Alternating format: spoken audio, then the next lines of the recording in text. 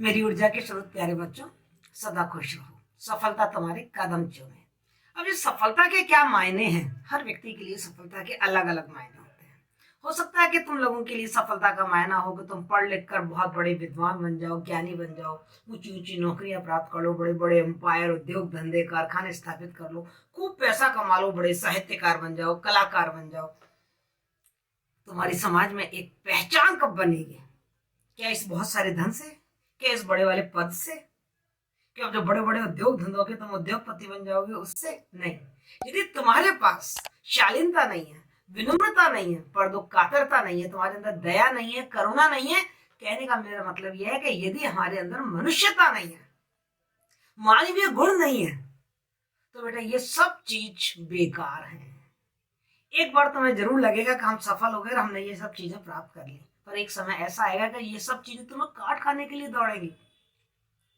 क्योंकि असली सुख तो है कि हम सब समाज में बड़े प्रेम के साथ रहे, हम सब में सौहार्द हो, सहृदयता हो, प्रेम हो, हम एक दूसरे के लिए जिए और मरे, हम अपने कर्तव्य का पालन करें, हमारे अंदर एक आत्मसंतुष्टि हो कि मैंने जो किया वो सही किया, मैंने अपने कर्तव्य का सही अर्थों में पालन किया। ये है सच्ची सफलता, ये है आचरण की सभ्यता, ये है शालीनता आपके चरित्र की। और आज हम एक ऐसा ही निबंध पढ़ने जा रहे हैं जिसका नाम है आचरण की सभ्यता। आपका कैरेक्टर कैसा हो, आपका बिहेवियर लोगों के साथ कैसा हो, आचरण का मतलब यह है आप क्या गतिविधियां करते हैं, आपके सोच, आपका दृष्टिकोण, आपका दुनिया को देखने का नजरिया कैसा है, मानवता के प्रति आपके अंदर किस तरीके की अभिवृत्ति है, ये सब आपके आचरण में आती है। जिसे अपन कहते हैं ना संस्कार, इस बच्चे में संस्कार है, ये बच्चा तो बहुत सभ्य है, कहते हैं ना अपन बहुत कल्चर्ड है, इसके अंदर तो बहुत एटिकेट्स हैं।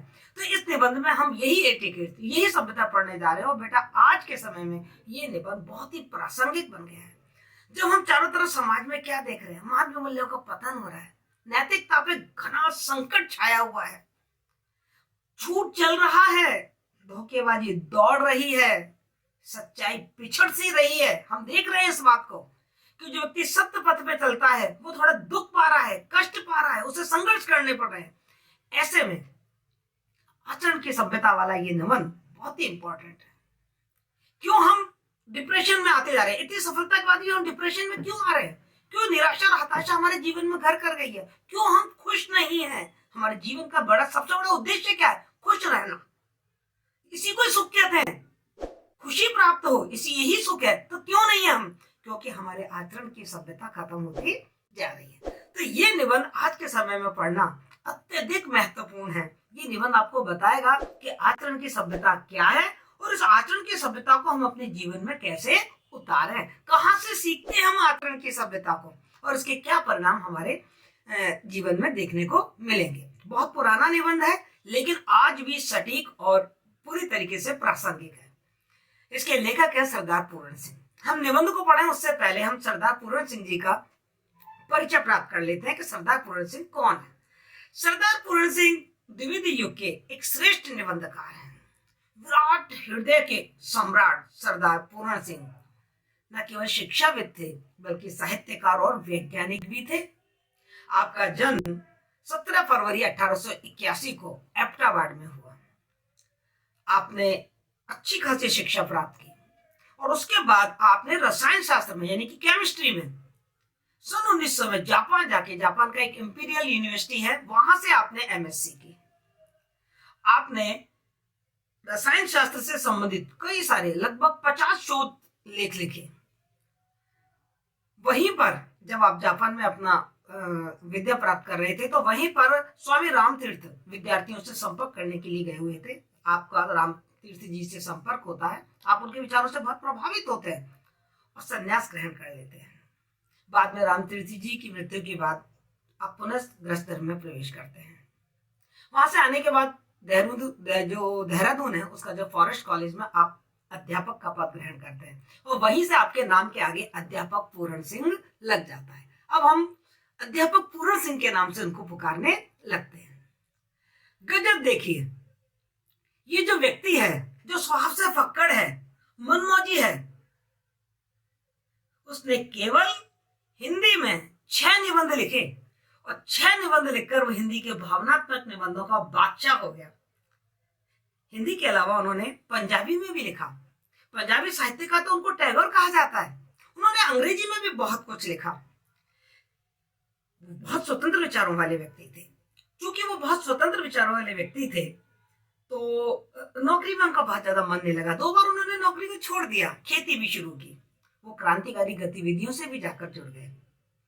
एक मास्टर अमीरचंद से उन क्रांतिकारी से उनका संबंध था, लेकिन जब मास्टर अमीरचंद पकड़े गए और इनको पूछताछ के लिए कोर्ट में बुलाया गया तो ये प्रेशर में आ गए, दबाव में आ गए और इन्होंने झूठा बयान दे दिया। उस झूठे बयान से ये इतने ज्यादा डिप्रेशन में आ गए, इतना मन पे इनका इतना बोझ बढ़ गया, क्योंकि मन में भावनाएं तो थी सभ्यता की, सत्यता की, लेकिन जब वहां इनको झूठ बोलना पड़ा तो उसके बाद ये उस असभ्यता को, उस असत्यता को सहन नहीं कर पाए और बीमार रहने लगे।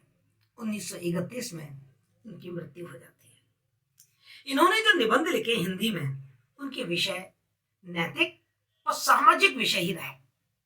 इन्होंने, मैंने आपको जो बताया कि केवल 6 निबंध लिखकर ये हिंदी निबंध साहित्य में अमर हो गए। इनके निबंध हैं आचरण की सभ्यता, जो हम पढ़ने जा रहे हैं, सच्ची वीरता, कन्यादान, बहुत शानदार निबंध है, जरूर पढ़िएगा।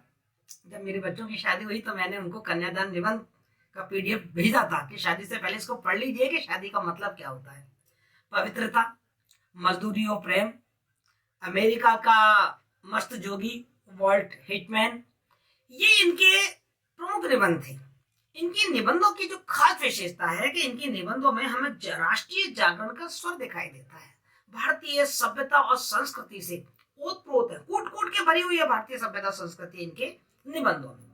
साथ ही इनके निबंधों में हम देखते हैं किसान और जो मजदूर हैं, जो समाज का जो निचला वर्ग है, जो गरीब वर्ग है, उसके प्रति इनके मन में बहुत ही आस्था और इन्होंने अपने प्रेम पूर्ण भाव उनके प्रति प्रकट किए हैं। इनके निबंधों में हमको आत्मसम्मान है, स्वाभिमान है, आपके ईश्वर के प्रति प्रेम है, कर्तव्य निष्ठा है, श्रम के प्रति जो आदर है, मानव के प्रति जो मतलब मानव की एक तरीके से उपासना करते हैं, ये सब चीजें हमको इनके निबंधों में देखने को मिलती है।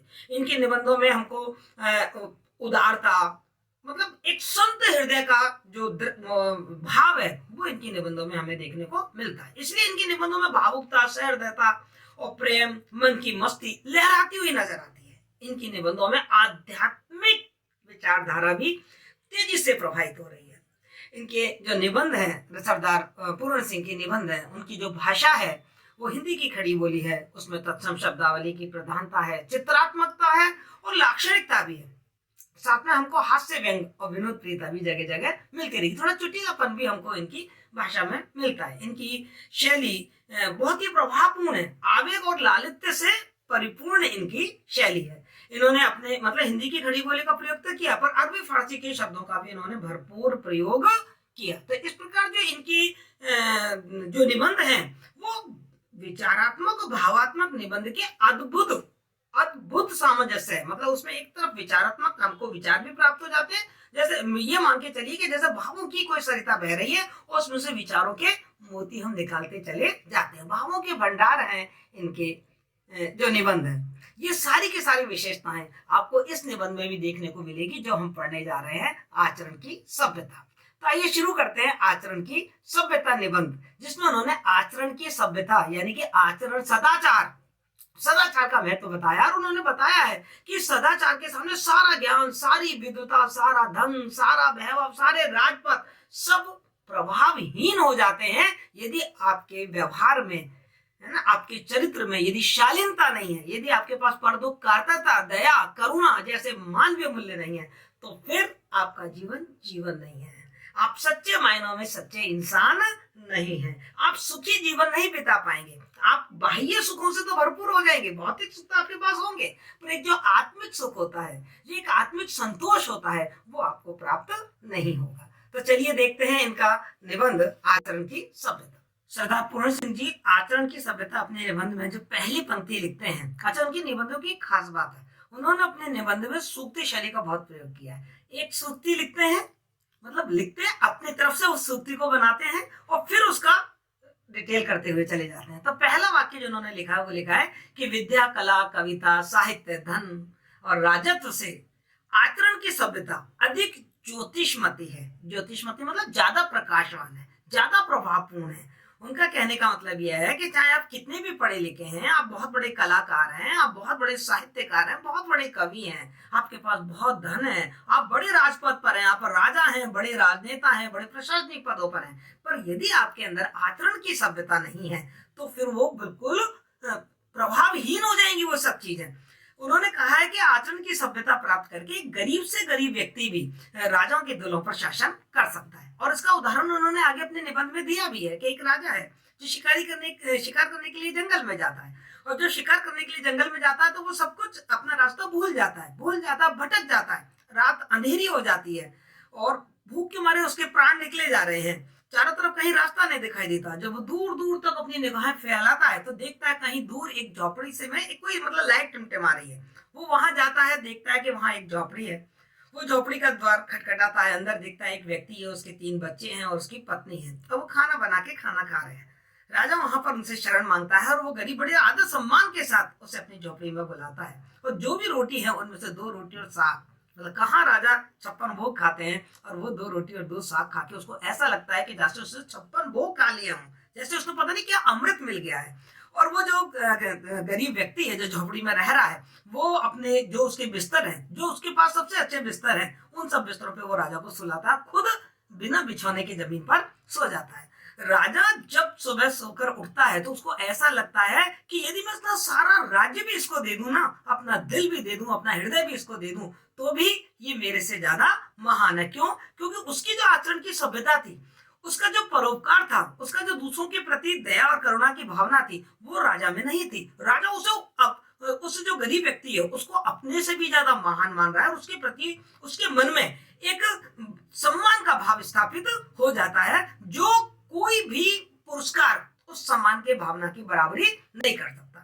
सरदार पूरन सिंह जी का मानना है कि आचरण में अपूर्व शक्ति है जो व्यक्ति को कुछ से कुछ बना देती है, मतलब उसका महत्व बहुत ज्यादा बढ़ जाता है। यदि कोई व्यक्ति अपने जीवन में आचरण का पालन करे, और वो कलाकार है, वो साहित्यकार है, वो संगीत में रुचि रखता है, तो उस आचरण की पवित्रता के कारण उसकी कलाओं में ना, उसके जो उसने पाया है, उसका साहित्य है, उसकी कला है, उसकी जो संगीत है, उसमें उल्लेखनीय सफलता, एक उत्कृष्टता दिखाई देती है। उसके इन गुणों में 4 चांद लग जाते हैं। अब देखिए हमारे सामने एक उदाहरण है, हमने कई बार सूर्यकांत त्रिपाठी निराला जी के बारे में पढ़ा है। कवि थे, लेकिन उनकी जो परदुकारता है, जो उनकी करुणा है, जो उनकी दानशीलता है, जो दूसरों के प्रति संवेदनशीलता है, उसने सूर्यकांत त्रिपाठी निराला को निराला बनाया। उसने उनको महाप्राण निराला बनाया। उनकी उस मनुष्यता ने उनको बसंत का अग्रदूत बनाया। उनको महादेवी का निराला मेरा भाई बना दिया, क्योंकि उनके अंदर ये आचरण की सभ्यता थी। आचरण के कारण ही जो संगीतकार होता है, ये देख लीजिए, यदि उसके मन में पवित्रता है तो वो पवित्रता उसके स्वरों में दिखाई देगी। जब वो गीत गाएगा तो वो जो पवित्रता है उसके मन में आएगी। आप ए.आर. रहमान को सुनते हैं ना, तो देखिए जो वो ए.आर. रहमान गाता है ना, जब कैलाश खेर गाता है तो कैसे उनके अंदर की जो पवित्रता है वो उनके स्वरों में ढल जाती है। तो इस तरीके से जो आचरण की सभ्यता है वो आपके कला और संगीत को और ज्यादा निखार देती है। आचरण की सभ्यता से आपके ज्ञान के चक्षु खुल जाते हैं, तीसरा नेत्र खुल जाता है। आपका चित्र बिना कुछ कहे भी लोगों को बहुत कुछ कह जाता है, क्योंकि आपके अंदर जो सभ्यता है, आपके अंदर जो संस्कार है, वो आपके चित्रों की लकीरों में दिखाई देते हैं। वो कहते हैं कि जो आचरण की सभ्यता ऐसी होती है कि बोलने वाला जो वक्ता है ना, उसको देखकर वो ठगा सा रह जाता है, मतलब वो कुछ बोल नहीं पाता, लेखक की लेखनी भी थम जाती है। आशय यह है कि आचरण की सभ्यता का प्रभाव इतना जबरदस्त होता है कि वक्ता अपने मुंह से उसे अभिव्यक्त नहीं कर सकता और लेखक अपनी लेखनी के द्वारा उसे अभिव्यक्त नहीं कर सकता। यदि आचरण की सभ्यता व्यक्ति में है तो जो बड़े बड़े मूर्तिकार हैं, जब वो मूर्तियां गढ़ते हैं तो उस मूर्ति में जो भाव आएंगे, उनकी जो आकृति है, उस आकृति में जो हमको भाव दिखाई देंगे, वो भाव कहाँ के दिखाई देंगे? उसके अंदर का जो सौंदर्य है, वो अपना सौंदर्य उस मूर्ति में डाल देता है। और सौंदर्य मतलब अंदर का सौंदर्य का मतलब मानसिक सौंदर्य, भावनात्मक सौंदर्य, विचारों का सौंदर्य, वो उसकी कला में हमें दिखाई देने लगता है। तो इस प्रकार जो आचरण की सभ्यता है वो विद्या, कला, कविता, साहित्य, धन, राजत्व, इन सबसे ज्यादा प्रकाशवादी, इन सबसे ज्यादा प्रकाशयुक्त, इन सबसे ज्यादा प्रभावशाली मानी जाती है। उसके बाद सरदार पूर्ण सिंह जी का मानना है कि आचरण की सभ्यता की भाषा सदा मौन होती है। उसका कोई लिखित ग्रंथ नहीं है, उसका कोई शब्दकोश भी नहीं है, उसकी ध्वनि मूक है, कोई आवाज नहीं, उसके आचरण के कोश में नाम मात्र के लिए भी कोई शब्द नहीं है, उसके पेज कोरे के कोरे हैं। आचरण की सभ्यता को व्यक्ति अपने व्यवहार के द्वारा व्यक्त करता है, बोलकर नहीं करता। मतलब उनका कहना यह है कि कथनी से ज्यादा करनी प्रभावशाली है, और वो करनी हमको किस में दिखाई देती है? आचरण में दिखाई देती है, उनके व्यवहार में दिखाई देती है। जैसे आप उदाहरण के लिए मदर टेरेसा को ले लीजिए। अब मदर टेरेसा ने क्या बोल बोल के बोला कि मैं क्या हूं?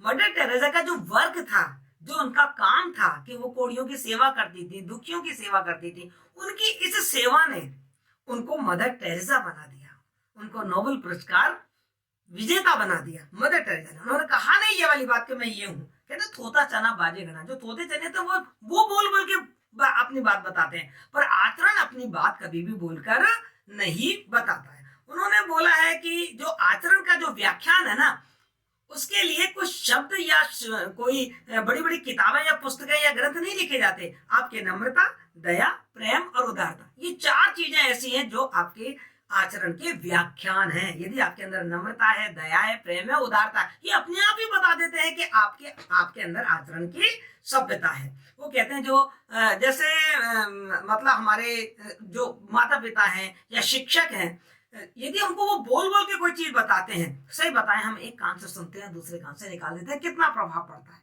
लेकिन जब बच्चा अपने माँ बाप को जो करते हुए देखता है, अपने टीचर को जो करते हुए देखता है, अपने आसपास के लोगों को जो करते हुए देखता है, जिसमें वो कुछ बोल नहीं रहे हैं, बस वो अपना आचरण कर रहे हैं, जो कर रहे हैं, बच्चा उसको तुरंत स्वीकार कर लेता है, तुरंत ग्रहण कर लेता है। पता नहीं अनजाने में ही वो चीजें उसके व्यक्तित्व में अपने आप उतर आती हैं। और बोल बोल के आप कितना भी सिखा दीजिए बच्चे को कि भाई आपको झूठ नहीं बोलना है, आपको पढ़ाई करनी है, आपको सदाचार का पालन करना है, आपको बड़ों का आदर करना है, वो उसका उतना उन पर फर्क नहीं पड़ने वाला है। वो कह रहे हैं कि जो आचरण की सभ्यता की जो भाषा है ना, वो ऐसी है कि राग गाता हुआ भी राग जैसे उसके अंदर विद्यमान है, आपको दिखेगा नहीं। मीठे वचनों में उसी प्रकार मूल भावना दिखाई देती है। मतलब आपके आचरण की भाषा बिल्कुल बच्चे जैसी भाषा होती है। जैसे बच्चा बोलता नहीं है, लेकिन आप बच्चे के सारे भावों को बहुत अच्छी तरीके से स्वीकार करते चले जाते हो, उनकी भावों को समझ जाते हो, उसके भाव के सौंदर्य को, उसके मुस्कुराहट को, उसके चेहरे के जो उतार चढ़ाव हैं, उन उतार चढ़ाव से हम बच्चे की बोली को अच्छी तरीके से समझ जाते हैं। बिल्कुल उसी तरीके से आचरण की जो सभ्यता है वो बिल्कुल मूक होती है। और ये मूक सभ्यता ऐसी है कि मतलब एक चीज और कह रहा है लेखक यहाँ पर कि मनुष्य के जीवन पर इसी मौन व्याख्यान का ही चिरस्थायी प्रभाव पड़ता है। जैसे मैंने अभी आपको बताया कि टीचर्स हैं या माता पिता हैं, तो वो बोलकर कितना भी सिखाए, बच्चा उसके जीवन में, अपने जीवन में नहीं उतार पाएगा, लेकिन वो देखकर अपने जीवन में उसको स्थायी रूप से बना लेगा। ये उसकी आत्मा का अंग बन जाता है। ये आचरण की सभ्यता की खास बात है। सरदार पूर्ण सिंह कहते हैं कि जो सदाचरण है वो निर्जीव में भी सजीवता का संचार कर देता है। वो कहते हैं आचरण की जो श्रेष्ठता है वो बड़ी बड़ी बातें करना या पुस्तकें लिखना या दूसरों को उपदेश देना, ये सब बातें तो बहुत आसान है, किंतु ऊंचे आदर्शों को अपने जीवन में उतार लेना, अपने आचरण में उतार लेना, ये कुछ कठिन काम है। सामान्य जन पर, आम आदमी पर, मासूम व्यक्तियों पर आपके आचरण का प्रभाव पड़ता है, कहे हुए शब्दों का प्रभाव नहीं पड़ता। परिश्रम हो, प्रेम हो, सरल व्यवहार हो, ये ही इस आचरण के पैमाने हैं। वो कहते हैं यदि कोई ऐसा व्यक्ति करता है तो वो दूसरे व्यक्तियों को इतना प्रभावित करता है, जैसे ये मान लो कि ऐसा लगता है कि जैसे पेड़ में से कोई नए नए पत्ते निकल आए हों।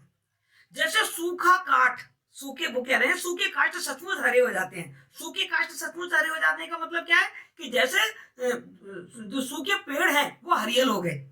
अर्थात जो व्यक्ति निराश है, जो व्यक्ति हताश है, उन व्यक्तियों में भी आशा और उत्साह का संचार हो जाता है। उन्होंने कहा है कि सूखे कूपों में जल भर जाता है। सूखे कूपों का में जल भर जाने का मतलब क्या है कि जो व्यक्ति अपना ज्ञान भूल चुके हैं, अतीत की बात हो गई है, वो ऐसे व्यक्तियों को भी पुनः जीवन की मुख्य धारा में ले आते हैं। उन्होंने कहा नए नेत्र मिल जाते हैं। नए नेत्र मिल जाते हैं मतलब ज्ञान की प्राप्ति जाती है, चारों तरफ मैत्री का भाव फूट पड़ता है, और चाहे सूर्य हो, जल हो, वायु हो, पुष्प हो, पत्थर हो, कुछ भी हो, उन सब में एक जबरदस्त सौंदर्य के दर्शन हमको होते हैं। तो लेखक का कहने का तात्पर्य यहाँ पर यह है कि व्यक्ति का सदाचरण ही हमेशा दूसरों को प्रेरित करता है, और जीवन में उचित परिवर्तन की दृष्टि से यही जो सदाचार है वो प्रभावशाली माध्यम, प्रभावशाली हथियार, प्रभावशाली एक अस्त्र है जो व्यक्ति के आचरण में परिवर्तन ला सकता है। अध्यापक पूर्ण सिंह जी आचरण की मौन भाषा को बहुत ही शक्तिशाली, अर्थयुक्त और प्रभावशाली बताते हैं। उनका कहना है कि इसके प्रभाव के समक्ष कोई भी मातृभाषा, कोई भी साहित्य की भाषा, किसी भी देश की भाषा ठहर ही नहीं सकती, क्योंकि आचरण की भाषा बहुत ही अलौकिक होती है। और इसका कारण ये होता है कि अन्य जितनी भी भाषा हैं वो सब मनुष्यों के द्वारा निर्मित होती हैं, लेकिन आचरण की भाषा तो प्राकृतिक है। इसका रूप भले ही प्रत्यक्ष रूप से हमारे सामने प्रकट नहीं होता, पर इसका प्रभाव संबंधित व्यक्ति पर बिल्कुल चुंबकीय प्रभाव पड़ता है। पूर्ण सिंह जी कहते हैं कि वही कथ्य, वही कथन, वही वक्तव्य व्याख्यान कहलाने के लायक होता है जो किसी के हृदय को अंदर तक बदल दे, उसके हृदय पर इतना प्रभाव डाले कि वो अपने मन के लक्ष्य को बदलकर और सकारात्मक धारा की तरफ चल दे। और जो आचरण की मौन भाषा होती है उसमें ये प्रभाव, ये अर्थवत्ता, ये ताकत, ये शक्ति होती है। इसके बाद उन्होंने कहा है कि प्रकृति के कण कण से हमको आचरण का संदेश प्राप्त होता है। वो कहते हैं यदि ये चीज पूछनी है ना तो किसी कलाकार से बात करिए, किसी कवि से बात करिए, किसी चित्रकार से बात करिए। वो कैसे मंद मंद हंसते चंद्रमा से, प्रखर सूरज से, उगते सूरज से, ढलती शाम से, सरसराती हवा से, बहती पानी से, जो नदियों में बह रही है, हवा जो चल रही है, आंधी से, तूफान से, मतलब प्रकृति का कोई भी तो ऐसा उपादान नहीं है जिससे कि वो कोई संदेश प्राप्त करके और अपनी कलाकारी में उसको, अपनी जो कला है, जो अपना साहित्य है, जो अपनी कविता है, जो अपना चित्र है, उसमें नहीं ढाल सकते हो। तो इस तरीके से जो हमें आचरण की जो संदेश है, आचरण का जो हमारा जो सभ्यता है, वो हमें प्रकृति के कण कण से प्राप्त होती है। जैसे लदे हुए पेड़ हमको विनम्रता का संदेश देते हैं, बहती हुई नदियां हमको लगातार चलते रहने का संदेश देती है, ऊंचे ऊंचे पर्वत हमको अपने लक्ष्य को ऊंचा रखने की प्रेरणा देते हैं, खुला आसमान अपने मन को बिल्कुल उदार बना देने की प्रेरणा देता है, ये पृथ्वी हमको सहन शक्ति की शक्ति सिखाती है। तो इस तरीके से जो प्रकृति, हमारा जो आचरण की सभ्यता है, उसको हम प्रकृति के कण कण से प्राप्त कर सकते हैं। उसके बाद प्रेमचंद पूर्ण सिंह जी आगे समझाते हैं कि जो प्रेम की भाषा होती है वो बिल्कुल शब्द रहित होती है। प्रेम को शब्दों के माध्यम से व्यक्त ही नहीं किया जा सकता। प्रेम तो मानव के व्यवहार, उसकी चेष्टाओं से ही प्रकट होता है। आपको याद है बिहारी जी का एक दोहा है, कहत नटत रीजत खिजत, मिलत खिलत लजियात, अब भरे भवन में होत है नैना हूं से बात। हमारे ललाट, हमारे नेत्र, हमारे कपोल, हमारे गाल, हमारे होठ, हमारे हाथ, ये सब जो मुद्राएं हैं, हमारे शरीर के जो हाव भाव हैं, वो हमारे हृदय को, भावों को प्रकट कर देती हैं। आपको याद हो तो आपने महादेव वर्मा का एक रेखा चित्र पढ़ा था, गौरा। तो आप देखिए गौरा कहाँ बोल रही है, लेकिन जो उसके मन का प्रेम है वो महादेवी वर्मा के प्रति प्रकट हो रहा है कि किस तरीके से वो अपने गर्दन उनके कंधे पे रखती है, कैसे वो अपनी जीभ से उनके हाथों को चाटने लगती है। और केवल गौरा की बातें ना करना, कोई भी जीव जंतु है उनके प्रेम को हम आराम से समझ लेते हैं, जबकि वो बोलते नहीं है, पर उनकी भाषा जो प्रेम की भाषा है वो बहुत ही मूक होती है। अध्यापक पूर्ण सिंह जी आगे अपने इसी निबंध में हमको समझाते हैं कि मानव का सदाचार और व्यक्तित्व का गठन कैसे होता है, कैसे बनता है मानव का जो सदाचार और उसका व्यक्तित्व का निर्माण कैसे होता है। वो कहते हैं वो ना तो लंबे लंबे व्याख्यानों से होता है और ना ही किसी धार्मिक प्रक्रिया के माध्यम से उसका गठन किया जा सकता है।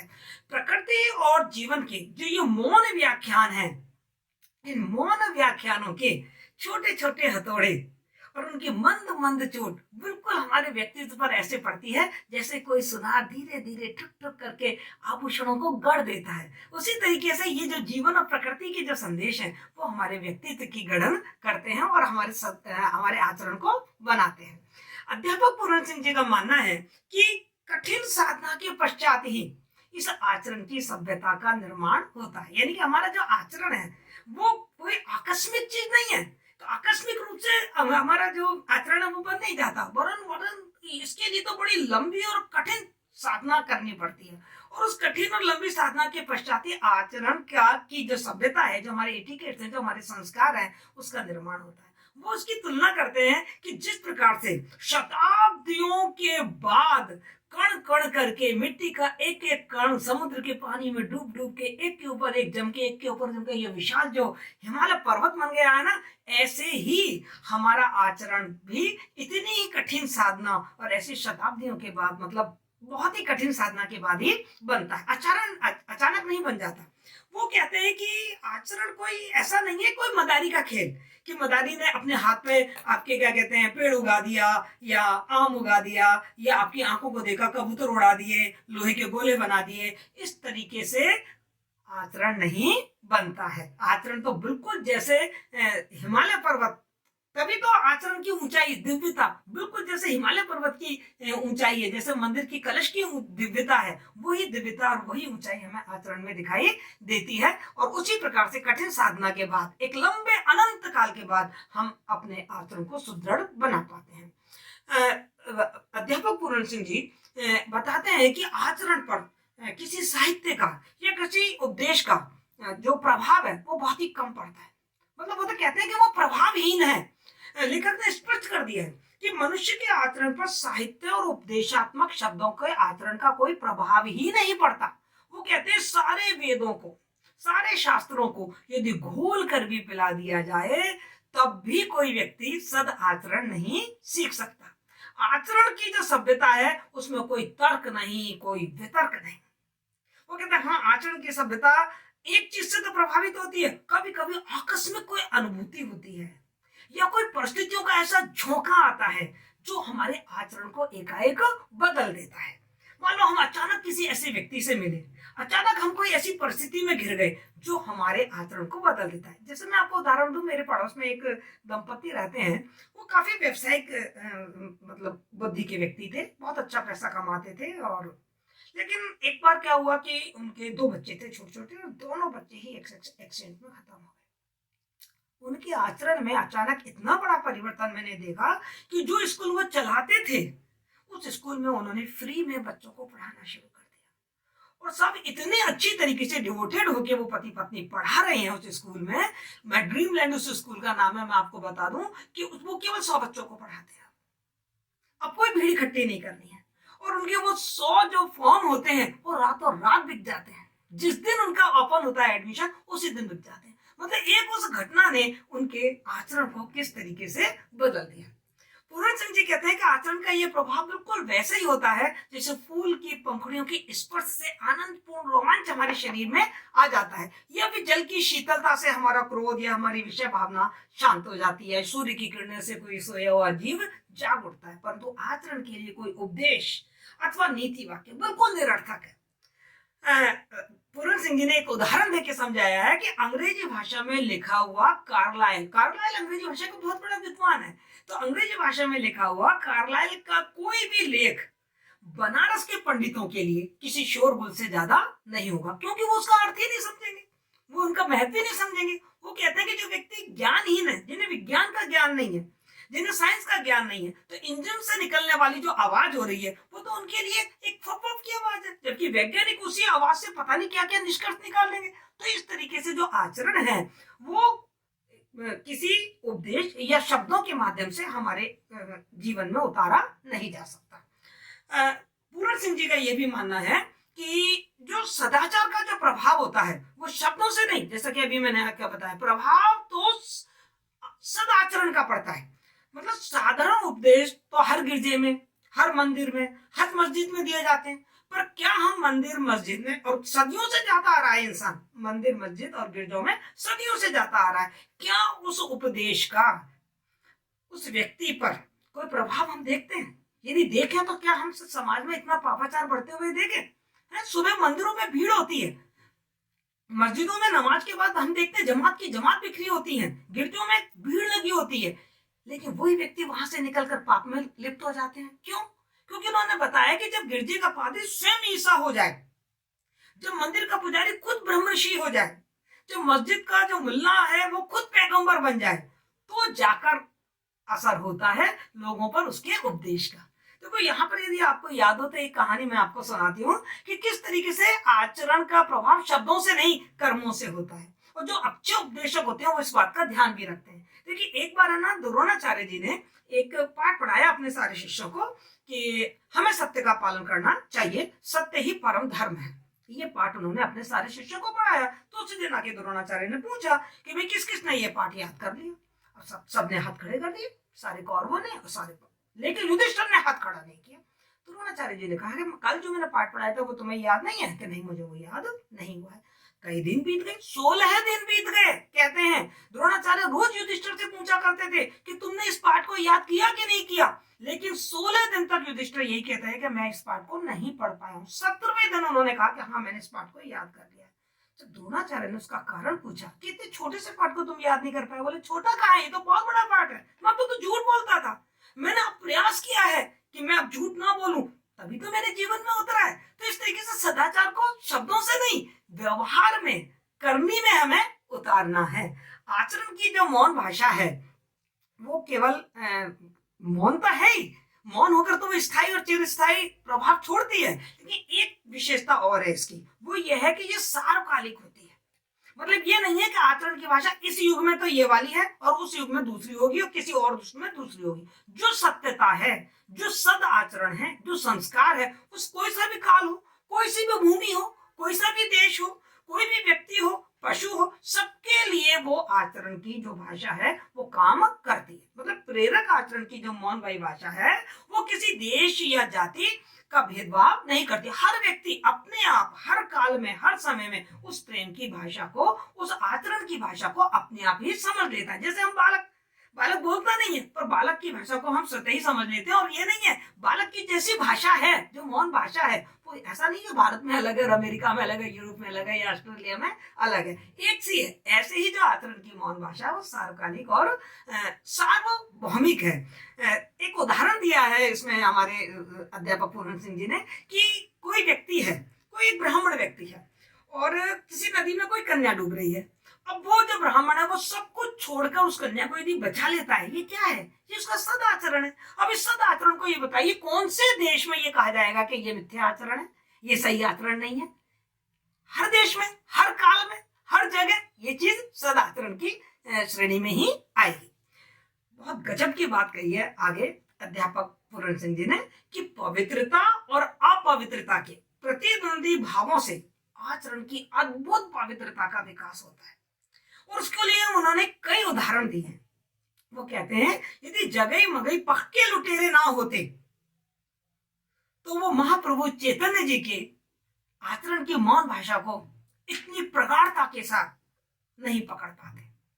इसी तरीके से उन्होंने एक उदाहरण दिया है कि यदि मैरी मार्डलिन वैश्या नहीं होती तो कौन उसको ईसा मसीह के पास लेके जाता, और कौन हम इसी और चौकी कोई उसको ले जा नहीं पाता, तो कैसे हमको ऐसी एक करुणामयी माता मिल जाती।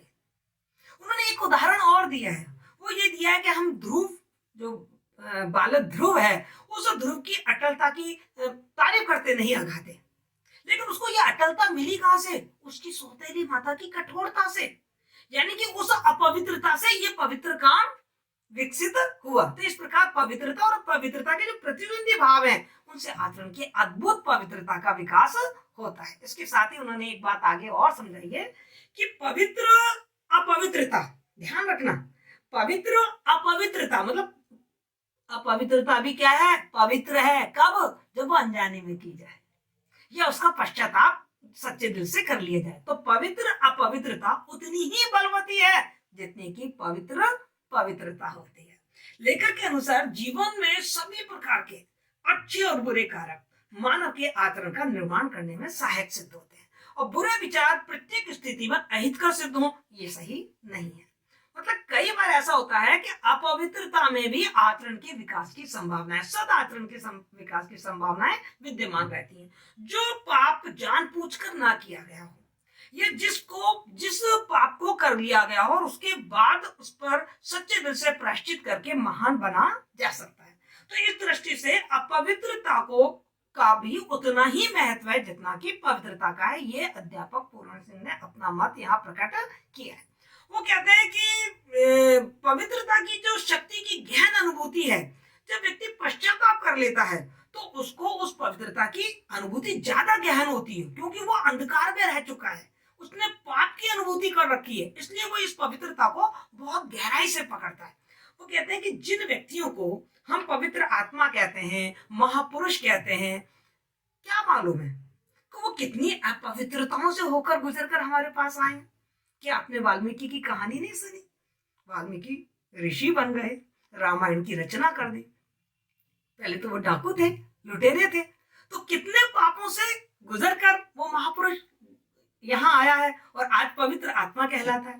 मतलब जिन व्यक्तियों को हम सभ्य कहते हैं, उनकी जीवन की पवित्रता हमें क्या मालूम किन किन बुरे और किन किन अपवित्र कर्मों से होकर निकलकर और आई है। और ऐसे एक नहीं, बहुत सारे उदाहरण हमारे सामने मिल जाएंगे।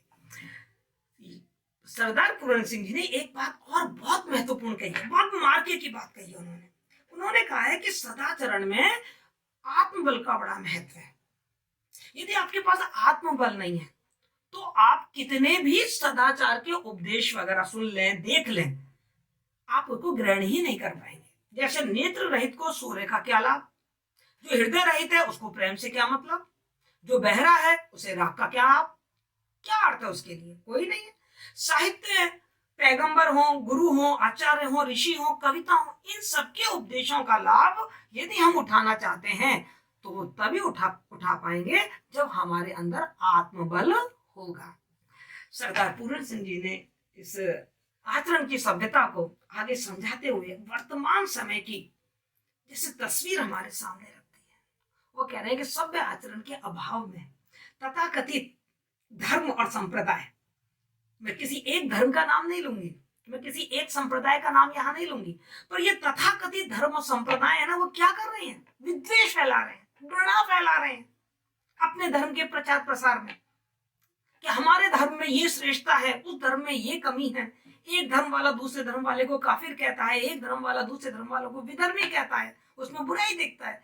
लेकिन कहता है कि संसार में अनेक धर्म और संप्रदाय हैं और उन सभी के धर्म ग्रंथों में अनेक उपदेश भरे हुए हैं, किंतु उनके अनुयायी उन उपदेशों का जो उपदेशों के अनुसार जो आचरण वो करते कहाँ है।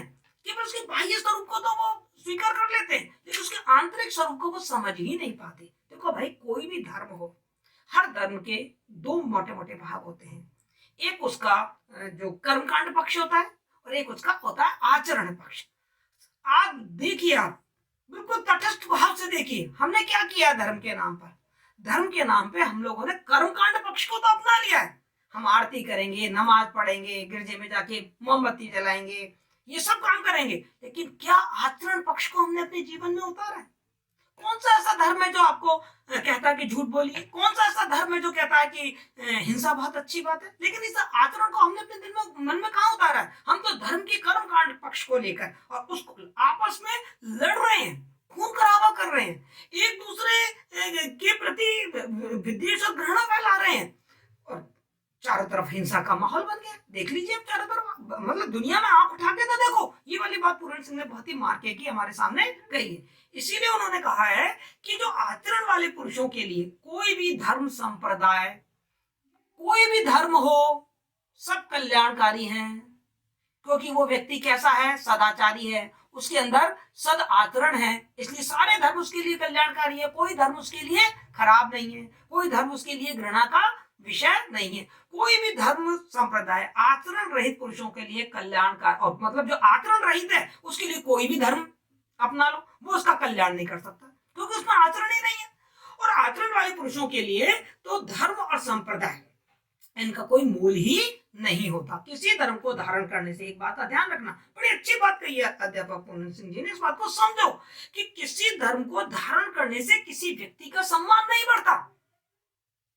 मतलब मैंने कोई धर्म धारण कर लिया, उससे व्यक्ति का सम्मान नहीं बढ़ता, किंतु आचरणशील मनुष्य को पाकर कोई धर्म गौरवान्वित हो जाता है। यदि गौतम बुद्ध नहीं होते तो क्या बौद्ध धर्म जन्म ले पाता? तो वो कह रहे हैं कि आचरणशील धर्म मनुष्य को पाकर वो धर्म धन्य हो जाता है। कोई धर्म मनुष्य को आचरणशील नहीं बनाता है, पर उस आचरण वाले व्यक्ति को वो धर्म पाकर धन्य हो जाता है। आचरण का विकास बहुत जरूरी है। अध्यापक पूरन सिंह जी ने कहा है कि जीवन का उद्देश्य ही क्या है? आचरण का विकास करना, सद आचरण का विकास करना। क्योंकि आचरणहीन व्यक्ति, असभ्य व्यक्ति, संस्कारहीन व्यक्ति, जिसके अंदर व्यवहार नहीं है, सुसंस्कृत जो व्यक्ति नहीं है, एजुकेट नहीं है, उस व्यक्ति की उन्नति हो ही नहीं सकती। इसलिए मानव जीवन की उन्नति के लिए सभ्यता का जो सभ्यता है, जो सभ्य जो गुण है, उन जो मानवीय मूल्य है, उनका विकास परम आवश्यक है।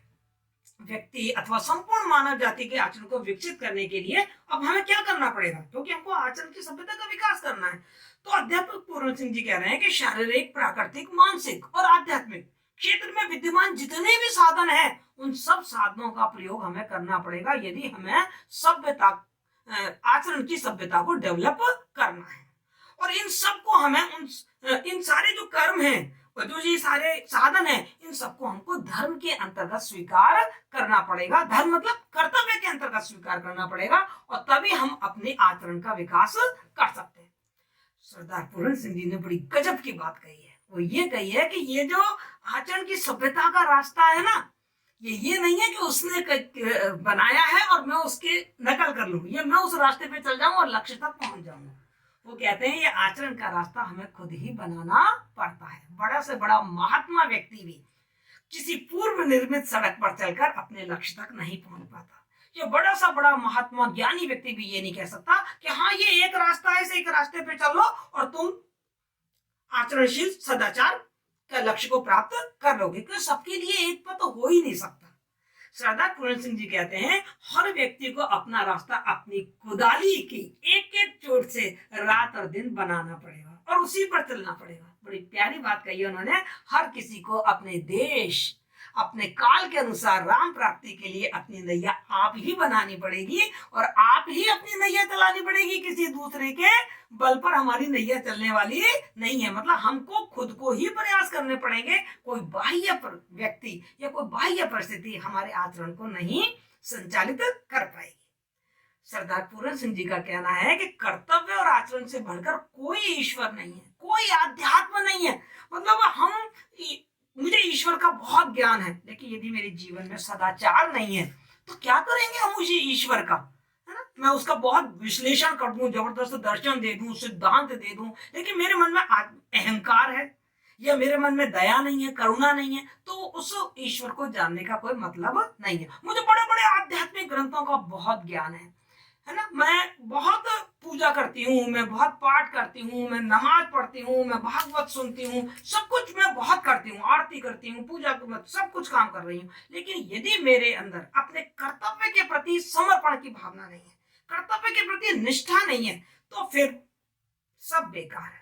उन्होंने एक उदाहरण के द्वारा इस बात को समझाने की कोशिश की है कि एक जहाज का कप्तान है। बहुत ध्यान से सुनिएगा आप इस वाली बात को। वो कह रहे हैं कि जहाज का कप्तान है और वो जो जहाज का कप्तान है वो बहुत ही अपने कर्तव्य के प्रति बहुत ही निष्ठावान है। मतलब रात और दिन वो व्यक्ति क्या करता है, जाग जाग कर अपने जहाज के जो यात्री हैं उनकी देखभाल करता है, अपने जहाज की देखभाल करता है। यदि जहाज डूब रहा होता है तो वो अपनी जान की बाजी भी लगा देता है।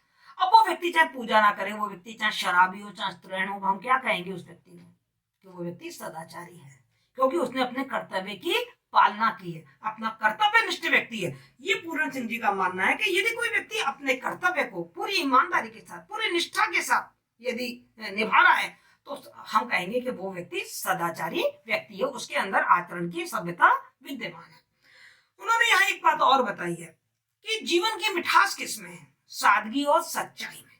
हम मतलब बहुत ज्यादा इधर उधर, सरदार पूर्ण सिंह जी कहते हैं कि सादगी में और सच्चाई में जो जीवन की मिठास है ना, वो किसी में नहीं मिल सकती। इस आचरण में जीवन की असली मिठास भरी हुई है। वो कहते हैं कि मैं खेती करता हूँ, मैं अपने हलों को बहुत अच्छी तरीके से पूछता हूँ, सुबह उठकर प्रातःकाल में अपने बैलों को प्रणाम करता हूँ और आकाश में बादलों को देखकर मेरा मन हर्ष से नाचने लगता है, क्योंकि बारिश ही मेरी खेती को फलेगी फूलेगी। मैं किसी को धोखा नहीं देता।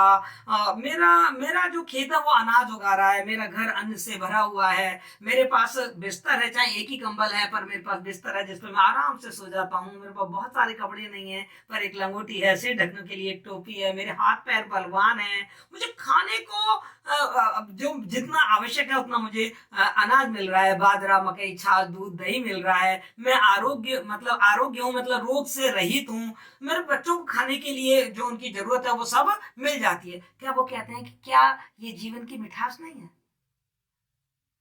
तो हम फिर दुराचरण में क्यों पड़े? और इसी को ही उन्होंने सदाचार बताया। यदि हम सदाचार के रास्ते पे चलेंगे तो ये सच्चाई और ये सादगी हमारे जीवन में आ ही जाएगी, और यही सच्चा ईश्वर है। देखो, एक बार एक कहानी है कि एक बार नारद जी ने विष्णु जी से पूछा कि भाई आपका सबसे बड़ा भक्त कौन है ना? तो नारद जी को लगा कि शायद भगवान मेरा नाम लेंगे कि आप ही सबसे बड़े भक्त हो, क्योंकि मैं बहुत नाम लेता हूँ और मतलब बहुत पूजा पाठ करता हूँ, भगवान का नाम स्मरण करता हूँ। लेकिन नारद जी, मैं आपको शॉर्ट में बता देती हूँ ये कहानी, लेकिन विष्णु भगवान ने कहा कि नहीं, धरती पर जो वो किसान है ना, वो मेरा सच्चा भक्त है। नारद जी बड़े परेशान। नारद जी गए वहां पर, जाकर देखते हैं कि जो किसान है वो कोई पूजा पाठ नहीं करता, मतलब कई दिन रहे वो उसके साथ, कोई पूजा पाठ नहीं करता। वो तो सुबह उठता है, अपने हल को उठाता है, हे राम कहता हुआ खेतों में चला जाता और कस के मेहनत करता है, पसीना बहाता है, शाम को आता है थका हारा और हे राम करते हुए हल को रख देता है और खाना खाया और सो जाता है। ऐसा ही चलता रहा। नारद जी को लगा ये भगवान का बड़ा भक्त कैसे हो सकता है, ये तो भगवान का कुछ नाम वाम ही नहीं लेता, पूजा पाठ ही नहीं करता, सत्संग ही नहीं करता। तो वो विष्णु भगवान जी के पास जाते हैं, कहते हैं भाई वो तो आपका नाम वाम नहीं लेता, बड़ा भक्त कैसे हो गया? विष्णु भगवान कहते हैं देखो सुनो, एक कटोरा देता हूँ तुमको, इसमें तेल भरा हुआ है और पूरा ब्रह्मांड का एक चक्कर लगा के। नारद जी कहते हैं अभी जाता हूँ। वो उस तेल के कटोरे के लेके ब्रह्मांड का चक्कर लगाकर और आ जाते हैं। अब भगवान जी से कहते हैं देखिए, मैंने है ना, आपने कहा था कि इसमें से एक भी बूंद तेल नहीं गिरना चाहिए, मैंने गिरने नहीं दिया और देखो मैं चक्कर लगा के आ गया। भगवान ने पूछा कि तुमने मेरा नाम कितनी बार लिया? बोले एक बार भी नहीं। बोले वो देखो, वो किसान इसलिए मेरा बड़ा भक्त है, वो भी कर्म से भरपूर है, कर्म करता है, फिर भी दिन में 2 बार मेरा नाम ले लेता है। तुमने तो नाम ही नहीं लिया अपने कर्तव्य के पालन में, तुम तो मेरा नाम ही भूल गए। अब बताओ बड़ा भक्त कौन है? तो यही पूर्ण सिंह जी कह रहे हैं कि ना मैं किसी गिरजे में जाता हूँ, ना किसी मंदिर में जाता हूँ, ना मैं नमाज पढ़ता हूँ, ना रोजा रखता हूँ, ना संध्या करता हूँ, ना देव पूजा करता हूँ, ना कोई बड़े बड़े आचार्य, बड़े बड़े जो देव पुरुष हैं उनके नाम भी मैं नहीं जानता हूँ। लेकिन मैं यदि सद आचरण करता हूँ, अपने कर्तव्य का पालन करता हूँ, तो मेरे जीवन में बहुत सादगी और सच्चाई और सद आचरण आ ही जाएगा। इसके बाद जो अध्यापक पूर्ण सिंह जी हैं वो बता रहे हैं कि पतन का क्या कारण है, क्यों जो सभ्यताएं उभरी और उनका पतन हो गया। तो वो कहते हैं कि जो आलस्य होता है, विलासिता है, वो विलासिता मानव के पतन का मुख्य कारण है।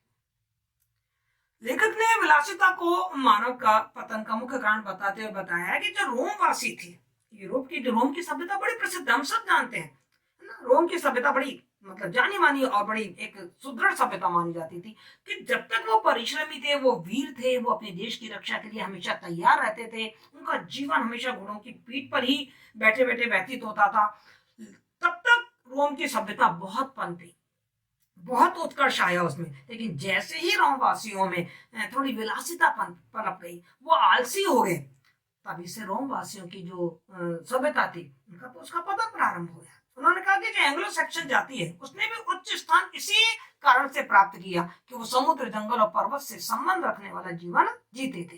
तो कठोर परिश्रम, कर्तव्य, ये सब सदाचरण के माध्यम हैं। यदि विलासिता और आलस आपके जीवन में आ गया तो आप सदाचार से कभी मुलाकात ही नहीं कर पाएंगे। आचार्य जो अध्यापक पूर्ण सिंह जी हैं, उन्होंने बहुत अच्छी तुलना करी है आचरण की और आचरण को रेडियम बताया है। उन्होंने कहा कि आचरण का रेडियम बहुत ही मूल्यवान और प्रकाशवान होता है। जैसे रेडियम तत्व बहुत ही मूल्यवान और प्रकाशवान है, वैसे आचरण का जो रेडियम है वो भी बहुत ही मूल्यवान और प्रकाशवान है।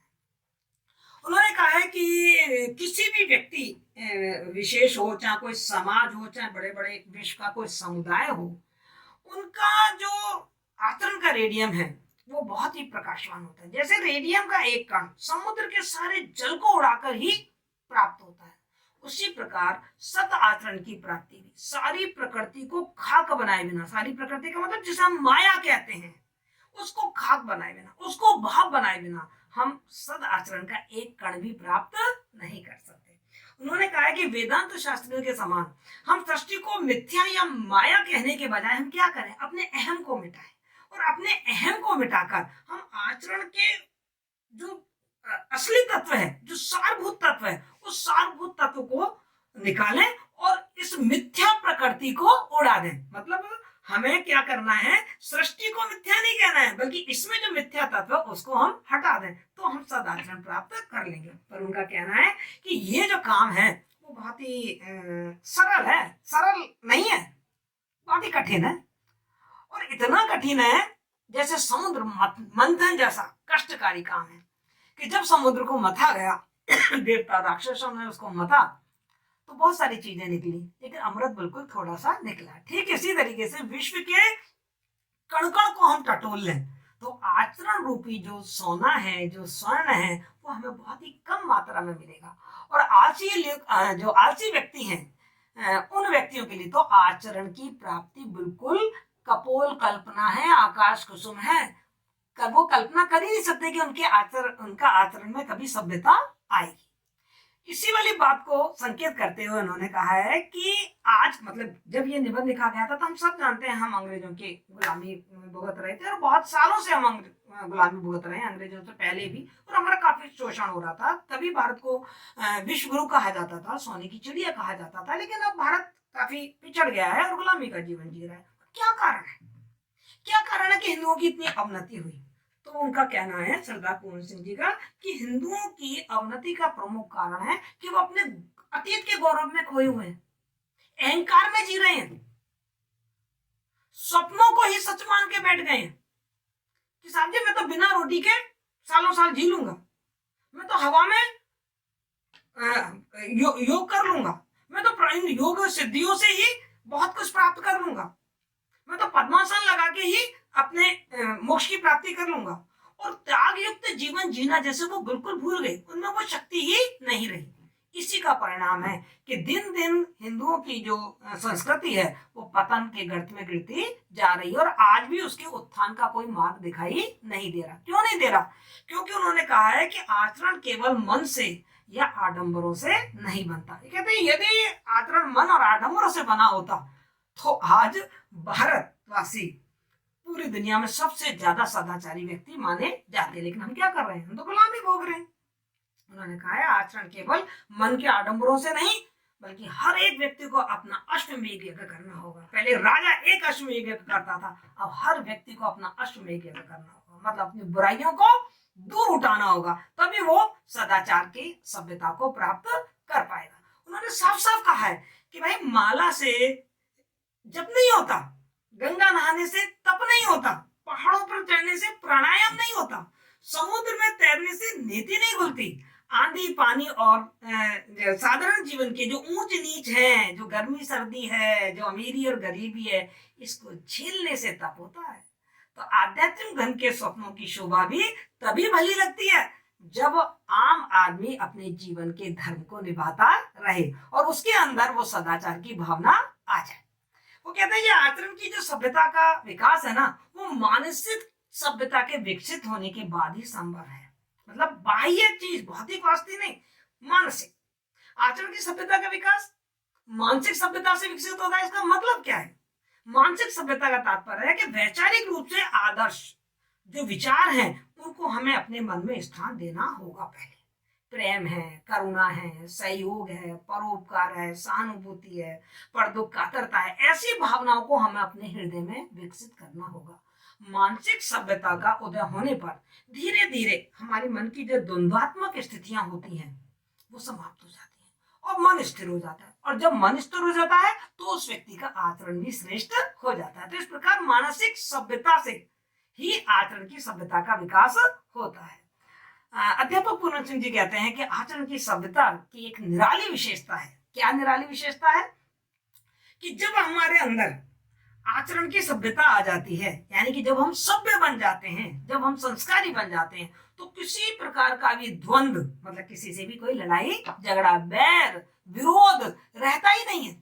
शरीर, मन और मस्तिष्क में एकदम शांति आ जाती है। उसमें ना तो विद्रोह का भाव होता है, ना कहीं भय होता है, ना गरीबी अमीरी का कोई भेदभाव देखने को मिलता है, अपितु उसमें आनंद में सरसता और समरसता का, प्रेम का दर्शन होता है और चारों तरफ प्यारी प्यार का साम्राज्य हमें दिखाई देता है। इसीलिए अध्यापक पूर्ण सिंह जी कहते हैं कि आचरण की प्राप्ति एकता की दिशा की प्राप्ति है।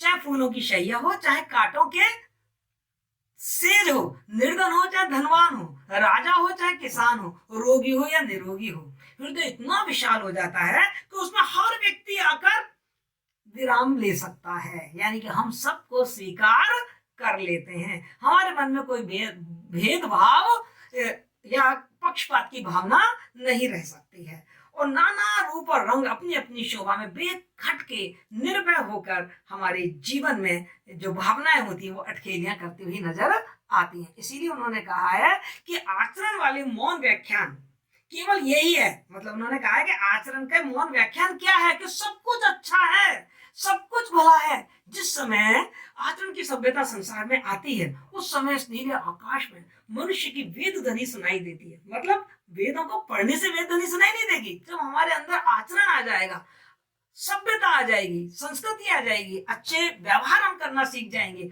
तो आप सोचो आपको वेदों की पढ़ने की आवश्यकता नहीं है। अपने आप ही वेदों की ध्वनि हमको इस पूरे ब्रह्मांड में गूंजती हुई नजर आएगी। हमारे ज्ञान का सूर्योदय होगा और सारे नर नारियों के हृदय ऐसे खिल जाएंगे जैसे कि कमल के फूल खिल जाते हैं। उनके हृदय में से जो ईर्ष्या है, जो द्वेष है, जो शत्रु का भाव है, वो बिल्कुल त्रोहित हो जाएगा, लुप्त हो जाएगा और उसकी जगह उनके हृदय में करुणा, प्रेम, उदारता और जो सद्भावना है वो भर जाएंगी। चारों तरफ प्रभात जैसा सरस और सुखद वातावरण व्याप्त हो जाएगा। ऐसा लगेगा जैसे नारद जी की मधुर वीणा का झंकार हमें चारों तरफ जो स्वर है, उसका मोहक स्वर है, वो हमें सुनाई देने लगेगा। ध्रुव के शंख की ध्वनि वातावरण को आनंद से भर देगी और प्रहलाद का नृत्य हमारे जीवन में उल्लास भर देगा। मतलब कहने का ये है कि जब हम सद आचरण करने लगेंगे तो हमारा जीवन इतना आनंद से भर जाएगा और इतना पावन और पवित्र बन जाएगा। वो कहते हैं शिव का जो डमरू है वो हमारे अंदर एक चेतना उत्पन्न